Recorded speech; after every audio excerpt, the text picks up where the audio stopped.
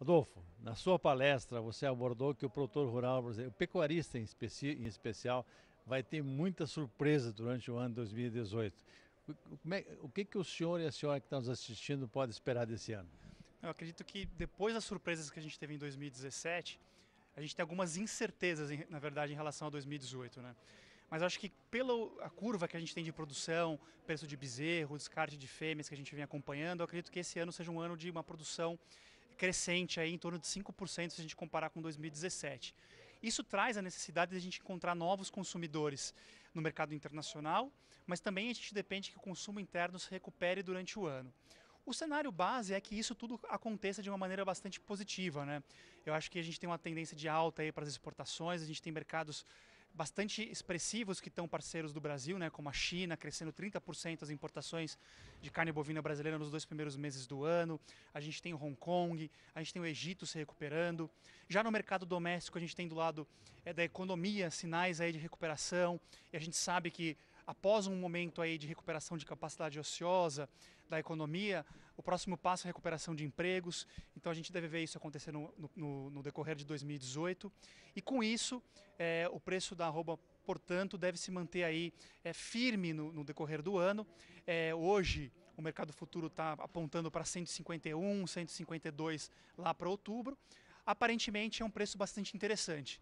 Por que ele é interessante? Porque se a gente vê o preço dos custos, né, os custos, melhor dizendo, de produção, como o bezerro, por exemplo, e fazer uma relação de troca, hoje essa arroba ela é mais vantajosa do ponto de vista da relação de troca com o bezerro do que ela era quando ela estava próxima de 160 no indicador do CPEA. Né? Só um detalhe, quando você fala que é bom para o invernista. E o Exatamente. criador, como é que faz? Porque nesse patamar de bezerro, a 1.100, nas principais regiões de criatórios do Brasil, a margem do criador fica muito apertada. E ele é obrigado a fazer o quê? Ele é obrigado a vender mais vaca. Vendendo mais vaca, ele não aumenta a oferta de carne? Exatamente, esse é o famoso ciclo, né, de produção da pecuária. Né? E esse ano realmente é um ano em que você tem uma disponibilidade maior de animais jovens no mercado, isso por consequência, com a maior oferta, né, você diminui então os preços, né, do produto, e aí o criador acaba tendo a pressão de vender então as vacas, o que acaba pressionando a arroba por sequência. Né? Ele é um período que deve se estender pelo menos no primeiro semestre de 2018. Né? A gente deve ter uma recuperação dos preços dos animais jovens, né? Não falando só do bezerro, mas do boi magro, somente aí a partir do segundo semestre de 2019.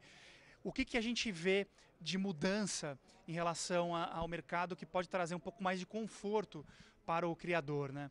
Primeiro, aqueles que produzem um animal de maior qualidade conseguem uma negociação, por exemplo, em relação ao peso do animal. Então, uma desmama hoje de 220, 230 quilos já não é tão improvável como era no passado. Antes o nosso bezerro 180, 190 quilos era o comum. Hoje a gente já consegue, aqueles produtores que incrementaram um pouco mais de produtividade, fazer uma venda melhor de animais por 220, 230 quilos. Né? Eu acho que essa é a tendência do mercado. Ele valorizar a produtividade do bezerro e não mais aquele negócio do bezerro por cabeça de baixa qualidade. Sim, você partir para aquele negócio com a parceria, vou melhor dizendo assim, com os próximos elos da cadeia, em que você garante um animal de bom desempenho, de alta performance, mas em consequência você tenha um preço superior por essa qualidade. Bom, outro ponto que você abordou na sua apresentação foi a questão do carbono neutro, ou seja, o mínimo possível de emissão de gases de efeito estufa, que hoje lá fora, especialmente na Europa e algumas regiões, já há uma pressão contra isso, contra o ruminante em função do metano, etc. Nós tivemos em Campo Grande agora uma Dinapec, uma apresentação da Embrapa, em que a Embrapa levanta, mostra ao pecuarista que ele, usando integração agricultura, pecuária e floresta, onde for possível, ele consegue reter mais carbono do que é emitido. Tu acha que daqui para frente o pecuarista vai ter que se preocupar com esse detalhe? Sem dúvida, eu acho que essa já é uma realidade. Né? A gente costuma dizer que o mercado de carnes mudou em grande parte do mundo já, no Brasil está mudando. Ou seja, essa mudança agora acontecendo, ela vai trazer oportunidades e desafios. Eu acho que a grande oportunidade é para aquele produtor que está atento a essa tendência, passar a agregar esses atributos de sustentabilidade na sua propriedade.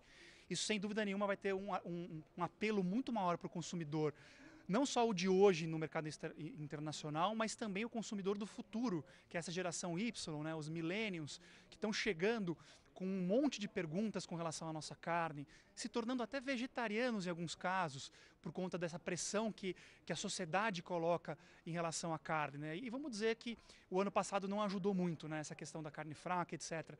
O fato é que nós temos sim uma produção sustentável em grande parte do Brasil. Ela ainda não se comunica tão bem com o consumidor. A gente precisa não só adequar a produção em alguns casos, porque em alguns casos ela já acontece de maneira bastante sustentável, mas também a gente precisa adequar a nossa comunicação com o consumidor. Ele precisa entender o porquê que a carne brasileira, em especial, tem esse atributo de sustentabilidade e, portanto, ela não é uma carne que vai prejudicar o meio ambiente, a sociedade num futuro. Obrigado, Adolfo. Acho que você finalizou bem, ou seja, nós precisamos levar essa mensagem ao pecuarista e, por sua vez, a cadeia da pecuária bovina tem que chegar isso ao público em geral. Perfeitamente. A nossa comunicação ela precisa ser mais eficiente com o consumidor, senão o consumidor vai ser confundido e vai optar por alternativas aí que não vão beneficiar em nada o nosso setor. Bom, essas foram as palavras do economista Adolfo Fontes, que esteve aqui conosco em Ribeirão Preto no simpósio sobre confinamento.